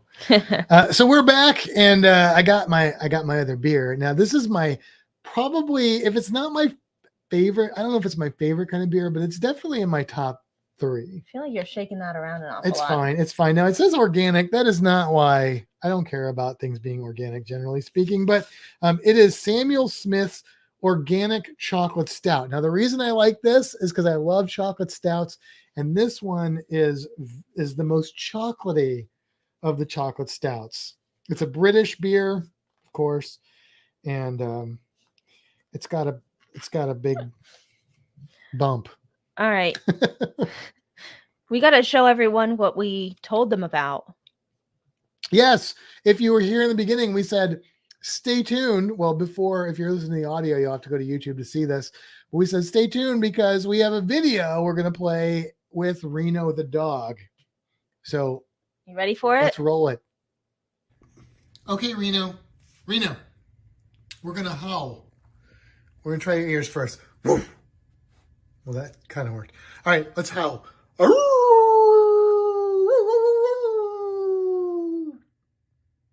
No.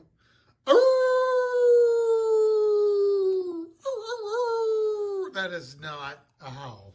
Do I need to howl? Yeah, we need the whole pack. Okay.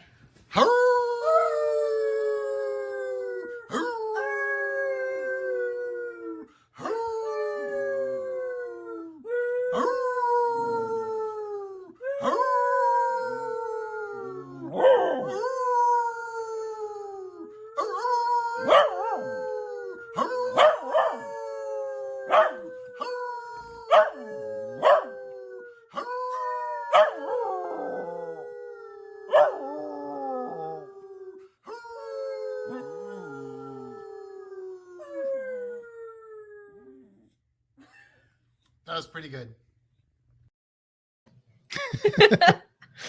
There you go. He's a howler, that one. It's we randomly do that with him sometimes. You know, it just occurred to me, if you are just listening to the audio version of this, maybe you don't need to watch it. You just have to figure out which one was the dog, and which one was me, and which one was Kimbra. Meg said that her dog just howled. Part of the pack. Yeah, he's sleeping now, so there will be no more howling tonight. So anyway, yeah.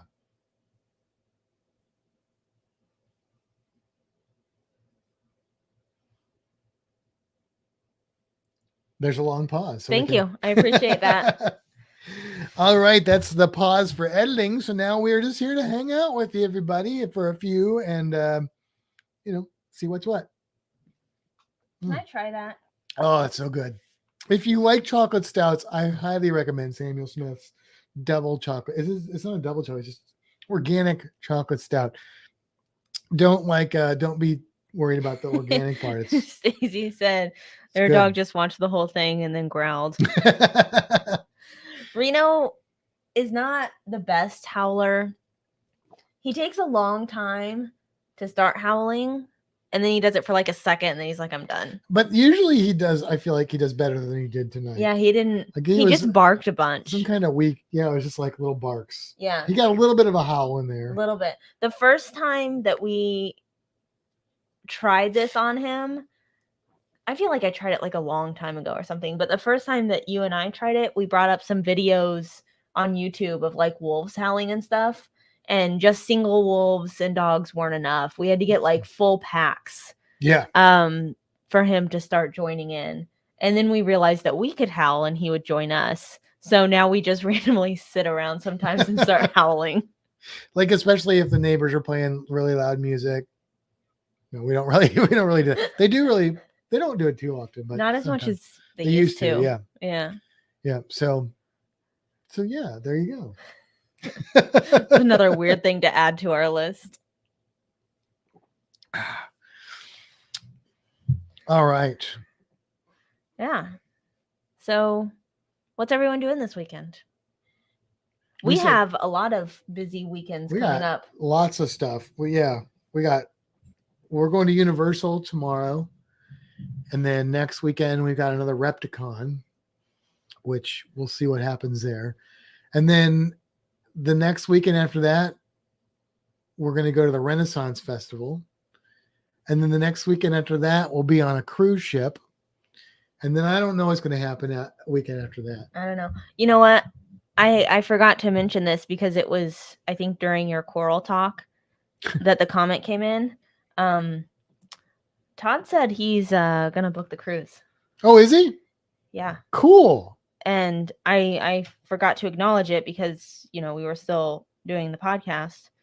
But yeah. That's awesome. I know. We just keep getting more and more cool people. I know. On there. That's awesome. Stacy has to work some. That's fun. I should probably do some like travel agent stuff, but Meg said woo Ren Fair, and I thought she was howling. Woo! And then I realized she was like, woo, Ren Fair. So we'll see. You know what I'm curious about when we go to the Ren Fair? Are we gonna shoot their little bow and arrows? I kind of want to. I never have done that. We'll see. But now that we'll see if we've improved in that lot. I mean, we should have, right? We should be a little better at it. Maybe. Now, can I take my own bow? Yeah, that probably won't fly too well. So no, you don't make the bow fly, Matt. Oh, you got to make the arrow fly. Yeah. I will tell you, I went to a Ren Fair years ago with some friends, and it was fairly recent after I had finished my archery class in college. So we're at the Ren Fair, and we decided we're going to shoot some arrows, right? So we pay our money and stuff, and we get them lined up and all that. And I'm still like remembering all my stances and all that stuff. Well, my friends are putting the arrow on the wrong side of the bow. I didn't say anything. I let him shoot that way. And then part of it was I didn't feel like I should be like telling them what to do. And part of it was I was like, I knew they were going to fail and then I would do better, which is exactly what happened. And then they were mad at me for not telling them. I would be too. The people working at the booth should have told them. That's true. But they didn't.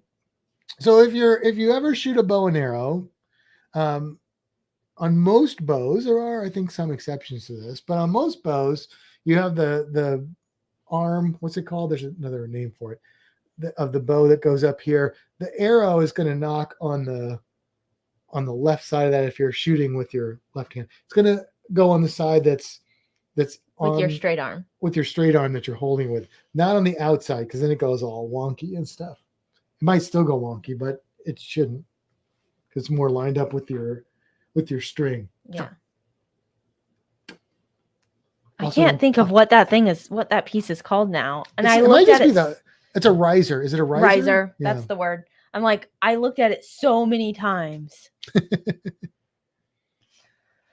Oh man. It's been a long week. It has been a long week. Yeah. It's been a really long week. Because we got back on Tuesday. Like we didn't get home until 11:30? Yeah. Late. And then we were off Wednesday, which was really a wise thing to do. So I'm surprised we did it, but we did. But of course, instead of like relaxing, we went hiking with my uncle passed away, and he was a photography guy. So I got his photography equipment. So we went hiking with all this new photography equipment, and it's heavy. So we hiked, I don't know, like 6-7 miles, maybe 5-6 miles. I don't know. We were there for like 3 or 4 hours. So we were both like hurting yesterday. I'm still a little achy. but I feel a lot better today. Yeah. Stacy says, what are you all doing or what are you going to do? I can read. Do you want me to I read can't it? read. What all are you going to do at Universal tomorrow? That is all on me, Stacy, that I can't read that sentence. And this is my second beer. Well, we have the pass for Islands of Adventure and Universal Studios, which, if you're not familiar, are right next to each other in Orlando. Like the parks are They're literally connected. So if you're just going and buying tickets, you would have to buy tickets to each park separately or get like a multi-park pass. The park to park. Multi-pass. But we have we're pass holders. Yes. So we can get into both. We actually can also go to Volcano Bay, but we're not doing that tomorrow. No, not tomorrow. But so we like to go there. Now, there's a lot of cool stuff at Universal and Islands of Adventure, but honestly, like, we go there for Harry Potter. I mean, there's other stuff that's okay, but I wouldn't really have a pass if it wasn't for Harry Potter. I mean, Harry Potter is why I have a pass. Not to bash Universal Studios, because there is some cool stuff there, but I've been in Florida for over 20 years. Like I said earlier, I kind of got theme parked out. I know some people don't, but I did. And so I was kind of over theme parks because how many times can you go to a theme park, and ride the same rides over and over again. But Harry Potter kind of changed that for me because it's so immersive, and it's not like if you go to most sections of the theme park, it's like you're in the Marvel area, or if you're in a Disney thing, there's always something there. It's a theme park with this theme. But the Harry Potter areas and Universal Islands of Adventure, like, they get rid of all the theme park elements. I mean, there's some stuff there because it is a theme park, but everything is immersive. The decor, the people working there, like everything, and the detail, it's just way more. It's like the Jurassic Park area you go to, and it's like, it looks like every other part of the theme park, except for there's like pictures of dinosaurs here or there, or maybe there's a prop or something. No, Harry Potter's not like that. It's very, very cool. And so we usually will go to those areas predominantly. We might go to, Jurassic Park and ride the coasters and stuff. I wish the other areas were like that. Oh yeah. I wish they were that immersive, but they're not. They're just not. I think the Star Wars area that Disney opened is like that. I think they learned from Harry Potter, which is kind of funny because that's totally a J.K. Rowling thing. Like, Disney, I think, my understanding, and you may correct me if I'm wrong, but is that Disney would have gotten Harry Potter, but they were going to put like mouse ears and that kind of crap all over it. And J.K. Rowling was like, no, even the food that they sell in the Harry Potter area has to be Harry Potter themed. Yeah. And Disney was like, no, we're Disney. We don't have to do that. And Universal's like, we'll take you. And wow, it probably saved Universal. I'm sure it did. Yeah. And now Disney, I think, has kind of learned from that, which is good. Well, I mean, the Avatar area at Disney is really cool. Yeah. Like the area, I mean, that ride is amazing. Aaron says, do you get a Florida resident discount? Or is it better to get an annual pass? So they do sometimes offer Florida resident. Let me back up. Yes, there is a Florida resident discount. They do also sometimes offer Florida resident special discount things where it's like you buy a 2-day pass and you get like 2 days free or something like that. They also offer Florida resident rates for annual pass. And if you're not Florida resident, then it's a higher rate. My personal recommendation is if you are planning to go to Universal for 3 or more days throughout the year, get a pass because it will be paid off easily within that time. Yeah. Now, Aaron, I know you guys are moving down here, and there are some places where you can really take advantage of Florida discounts, Florida resident discounts. Places like Gatorland and I think maybe Legoland. Some of the smaller areas, some of the smaller parks and stuff will sometimes do deals where you can get a pass for the year for the cost of one ticket or two tickets, something like that. I know Busch Gardens does something like that. Yeah, so there are some, but the big ones like Disney and Universal, they're not going to give you that much of a deal for being a Florida resident. You're better off just biting the bullet and doing the pass, but you will save a little bit. Not to mention you'll save on like not having to get a hotel and free parking, all that kind of stuff. Yeah, or discounted parking depending on which version of the pass you get. Yeah. Yeah. Dan says, where'd that one go? Raptor Encounter at Universal Orlando is awesome. It is. There are some cool elements and Jurassic Park area that are cool. The last time we were there, we went and did like the baby dinosaur. Yeah, they don't have I don't think they have the raptor. They do sometimes because it was at the baby dinosaur was at the raptor thing. So it's at different times of the day. The baby dinosaur thing was kind of cool. It was cool, yeah. Yeah. It was cool. I just wish that whole area was like that. Yeah, like, that would I think they're trying to do that, but because they didn't build it that way, it's harder to turn it into that. Like there's a new Jurassic Park roller coaster, and it's a fun roller coaster, and there are a couple elements in the line that are really cool Jurassic Park themed stuff, but it is nowhere near the same experience you get at, say, going through the line at the Hagrid ride or the Hogwarts or Gringotts. Gringotts. I mean, nowhere near as immersive as that. And it's a shame because if it was, it'd be really, really cool. But for whatever reason, they just don't. Yeah, maybe it's because some of it's pre-built or they just, I don't know. But yeah, it's just not the same attention to detail is not taken. Yeah. Which is unfortunate. Todd said he's got to get back to use his wand. Yes. Yes.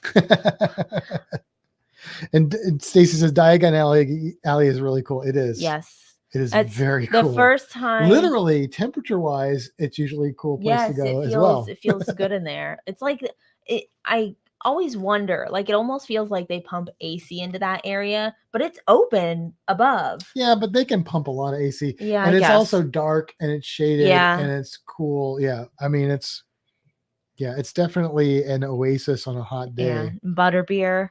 Yes, we are going to do hot butterbeer because it's that time of year. So we're really excited for that. Hot butterbeer is my favorite. Dan says you can name the new dino. Oh, that's cool. Is that the baby dino? I don't know. Did they let us do that? I don't think so. I don't know if that's what he's talking about. They had a name for him. Yeah.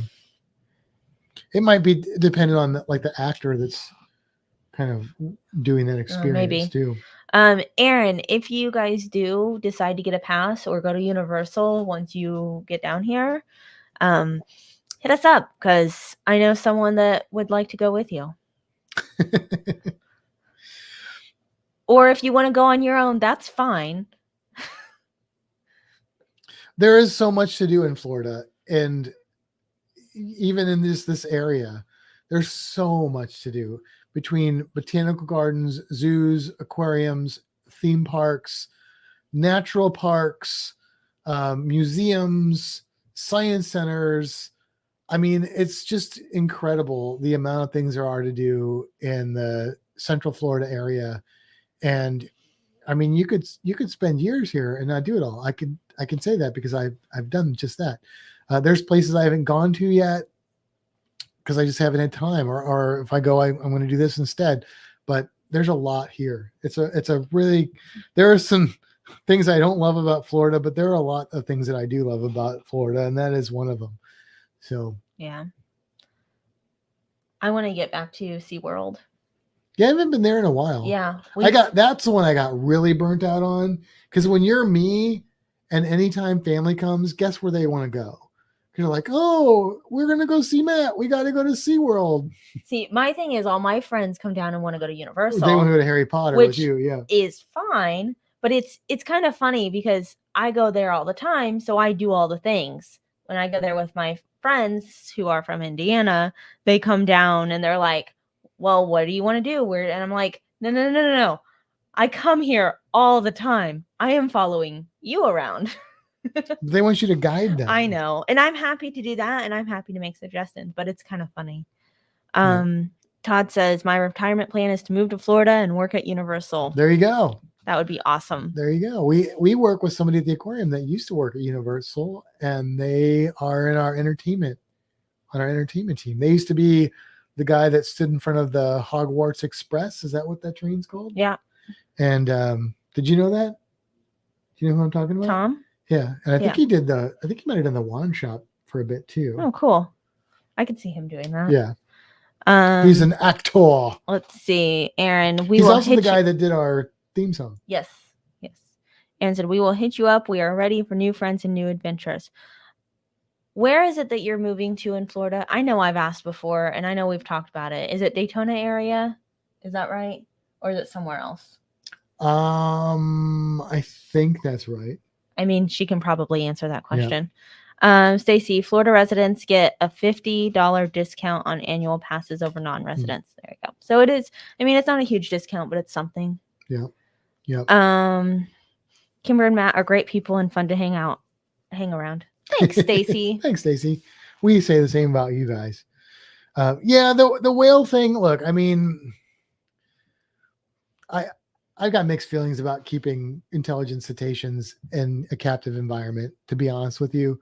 I have mixed feelings about that, but I also feel like certain documentaries that came out were extremely biased and not really fair. And although SeaWorld isn't perfect, I think overall they are a force for good in the world of conservation, and they do a lot more positive than the few negative things that get harped on by the media and stuff. And you know, like zoos and aquariums are like anything else. They learn as they evolve. And so if you look at zoos from 50 years ago, it would be like a horror show now, but attitudes change, our knowledge changes. And in most cases, the way that people take care of animals, if that's the case, also changes with that in positive ways, or it certainly should. And that is what has happened at SeaWorld. It is still happening at SeaWorld, as well as every other institution that is definitely, at least that is an AZA institution in North America. Yeah. Aaron's in Jacksonville. Okay. So when we go to St. Augustine, we can meet up with you. Speaking of cool stuff to do in Florida, oh my gosh. If you guys have not experienced St. Augustine. I love St. Augustine. You know what's funny? The first time we went to St. Augustine, I was like, we left. We spent, I think, 3 days there about. Mm-hmm. We left and I was like, that was really fun, but not something that I would want to do like every year. And then the next year around the same time, I was like, you know, I'd really like to go back to St. Augustine. Yeah. I mean, St. Augustine is so cool because I feel like it's a very authentic destination. It's still a tourist spot. Don't get me wrong. It's definitely a tourist spot, but it's St. Augustine. It's not, you can't just build a St. Augustine anywhere. It's one of the oldest cities in North America, and it is really phenomenal. When I think of Florida and like places that I want to visit in Florida, 2 places stand out. One of them is the Florida Keys, and that includes kind of the Everglades and the other one is St. Augustine.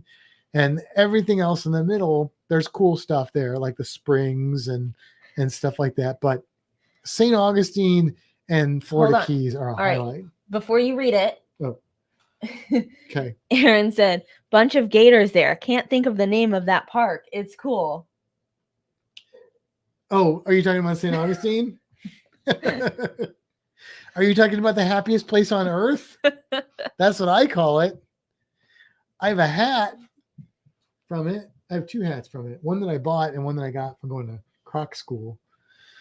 You're talking about the St. Augustine Alligator Farm, which is one of 2 institutions in the world that host all 24 to 27 different species of crocodilian. The other one is in Madras, India. So good luck getting there. But yeah, I spent a week there. It was called, what was the official name? I called it Croc School, Croc Boot Camp. It was 7 full days, 10 to 12 hour days of crocodilian school. It was lectures, it was hands-on, it was everything. It was wonderful. It was speakers, and I'm talking about people that I've seen in documentaries. I'm talking about people that I've seen on the names of scientific papers were like teaching me about crocodilians, and then we were drinking beers at the end of the night. It was amazing. Love that place.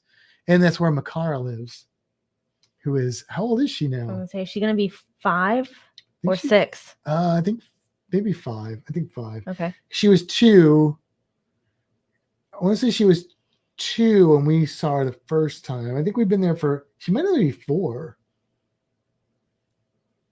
I don't know. That picture that you made that one time for her birthday. Do you remember how old she was for that one? She was either 4 or 2 for that one.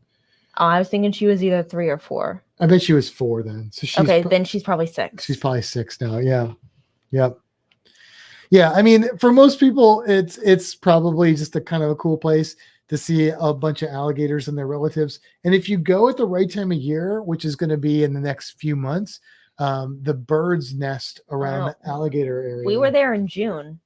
And they were still there. Yeah. I remember going through with my mom and your mom. Yeah. But if you go there and like, I want to say maybe March, April time, like it's loaded with baby birds, nests and baby birds. And of course, mom baby and dad. spoonbills look like naked little Yeah. turkey things. But the alligator farm it's not really a farm anymore. It's really a zoological institution. It is part of the AZA, which is a group that basically just means that you're held to a high standard with zoos and aquariums in the United States and North America. And a lot of research comes out of St. Augustine Alligator Farm.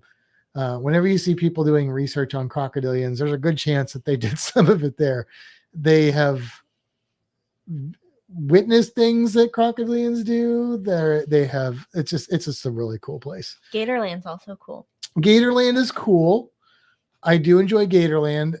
Not nearly as scientifically relevant as St. Augustine. But it's closer for us to get to. It's closer. They do not have all the species. No. They have several species. They have a lot of really big alligators, but yeah, they are no St. Augustine Alligator Farm. Now, to somebody who's not a crocodilian nerd like me, they may like Gatorland just as much or more because they don't care about seeing 27 different species of crocodilian. But if you are really into it, St. Augustine is the place to go for sure. Reno's been sleeping this whole time. I know, he's been good. Hey, Reno, you want to come say hi? We wore him out with the howls. I guess. Maybe that's what we need to do. We need to howl before every episode. People upstairs on Friday nights are going to be like, what is happening? Reno doesn't want to come say hi. Sorry, guys. I'll tell you what else is cool in St. Augustine, Aaron, are it's all for entertainment as far as I'm concerned, but the ghost tours in St. Augustine and in Key West. I'm not a huge fan of Key West. I do like Key West. The only thing I don't like about Key West is it's like so overpriced compared to like cruise ports that are better. But Key West has got its own charm for sure. But the Key West Ghost Tour is a lot of fun, and the St. Augustine Ghost Tour is a lot of fun. There's a lot of history in St. Augustine, but there's also a lot of like good food, and they've got good drinks, and they've got it's just a fun. And you can walk everywhere. Just a cool atmosphere. Yeah. I want to go to the fort. Like we've walked around it, but I'd like to actually go into that. Yeah. Yep. Yep, for sure. Aaron said that Aaron would love the ghost tours. Oh yeah, I mean, I've only done ghost tours. I've done it in St. Petersburg. It was a walking ghost tour, and it was okay, but it was kind of cheesy and not that exciting. But you're in St. Augustine. It's like you go into the old jail. Oh, it's cool. The wax museum. You go into an old school wax museum at night. It's creepy. And all the wax figures are covered with like drapes and it's low light. Oh my God. Yeah, So cool. we did the ghost old tour. Cemeteries. It's awesome. We did the ghost tour before we did the wax museum. So my first time Yes. into the wax museum was at Yeah. night Yeah. during that. And it was it's creepy because I hadn't walked through it yet. Yep. And if you do the one in Key West, if you do the right one in Key West, they'll take you to meet what is it? Edward the doll? What is it? The doll. That sounds right. Edward the doll. And it's in one of their museums down there. You go into like a pirate museum, and then they take you to see another museum, and it's this supposed to be haunted doll. It's a creepy Robert the doll. Robert the doll. It's a creepy looking doll. And I don't believe in any of that stuff, but I like to let my imagination wander and have fun with it. And it is creepy. So it's a lot of fun. Seattle has a very famous ghost tour. I could see that. You know where I would like to do a ghost tour is New Orleans. Actually, I think they do a vampire tour in New Orleans. So because that would be really that would cool. be cool. 'Cause that's where all the Anne Rice books took place and stuff. So he's driving and getting speeding tickets, but he would be responding if he wasn't. He is listening intently to you. I hope he's not really getting speeding tickets. So talking about ghost tours, it makes me think of the History Museum in Terre Haute. Yeah, we went to Terre Haute, Indiana. We went to the History Museum, which I didn't know existed. Kimbra doesn't know that she likes history because she thinks history is what she learned in high school, which is just jumping from one war to the next, which is just something that interests, I think, some males. But history is much, much more interesting when you get into like more detailed, specific cultural stuff. So there was a section at the Terre Haute History Museum that was like haunted Terre Haute or something like that. Yes. And it's a very small section, but we went in there and there were a couple like pictures on the wall, one of like a nun with no face. And there's a story about a dog that lives at a grave site thing named Stiffy Green. And so like Stiffy Green, his story was there. There's a lot of phallic references in Terre Haute. Just saying. Salty Seaman. Yeah, Salty Seaman. He's an artist. Yeah, the artist Salty Seaman, Stiffy Green the dog, and then there was another one too. I don't remember what. Somebody Cox or something like that. Yeah. So we're looking at these pictures on the walls of the nun, and then there's a picture of a guy, and it's kind of a weird looking picture. It kind of looks like like a digital image, sort of, but sort of not. Yeah, it's kind of like the paintings in the Hogwarts line. Yeah, it's actually a screen, but it's made to look, it's even textured. Yeah, they did something to look like a painting, but you can tell it's illuminated. Yeah, like you're looking at it going, what's going on there? What's happening with this? So we're looking at these things in, like I said, very small space. So like we walk past the picture of this man and then start to turn because behind you is like where the Stiffy Green thing is. And we all turn and suddenly this picture starts talking. And I jumped and went behind Matt. And then my mom jumped and ran behind me. So guess who's dying in that situation? Yeah, that was good. But it was funny. It was hilarious. But the picture was just talking about the story of Stiffy Green. It was pretty good. Look at this.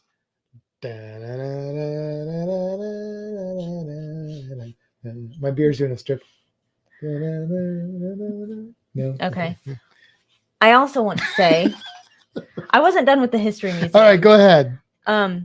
My grandpa's picture is there. Yeah, that was cool. That was unexpected. Yeah, so there's a section of like the historical schools of stuff, some of the schools that no longer exist in Terre Haute, and there was a graduation or a year. Well, it was year of whatever year my grandpa graduated. was 1951. 51. I think so. Something like that. It was 41 or 51. I think it was like 51. class of 50. It wouldn't be 41. 50. It was 51. Yeah. Then. It was something one. Class of 51. And it was like, the class of 51 at that school. And that was my grandpa's school year. So his picture was there, which was really cool. Which is pretty random. I mean, because there was more than one school and they could have chose any year. And it just happened to be just that one page on the wall. And there's Paps. That's cool. Which was really cool. Yeah. Aaron says Boston has great ghost tours as well. I could see that. Any of those old places like that would be really good. And apparently he really did get a speeding ticket. She's laughing about, so that's good. But I'm sorry to hear that. I am sorry to hear that. Be safe, and hopefully it wasn't too expensive. Stacy said we did a cemetery tour in New Orleans, and it was fascinating. Very hot and fascinating. Yeah, because they got some cool cemeteries in New Orleans. That is pretty awesome. Yeah. All right. Well, we've been on here for like 2 hours. We have. It's been a long time. Thank you guys for hanging out with us tonight. It's been a long one. I feel like we just had to catch up because it's been 2 weeks since we really did. We didn't really proper chit-chat a whole lot the last couple of weeks. We were in Terre Haute, then we were in Missouri, and now we're back. So thank you for being back. Yes, Todd's not sure if anyone has said anything, but the back wall is amazing in the studio. Oh, thank you, Todd. You guys are all brown nosing. Brown noser. I appreciate you throwing. Meg did mention it at the beginning of this. I know you weren't in yet. Yeah. But I accept hearing it twice. Wow. Thank you. Yeah, she does. It does look great. You know what, Kimbra? It looks very nice. It really does. Every time we go to do a live stream now and I see that, I'm like, I do get a little excited. We look a little more professional. We do. Yes. And it's so much easier now. Too, I mean, but you got this big old shadow on your shirt. Really? I had almost forgotten about it.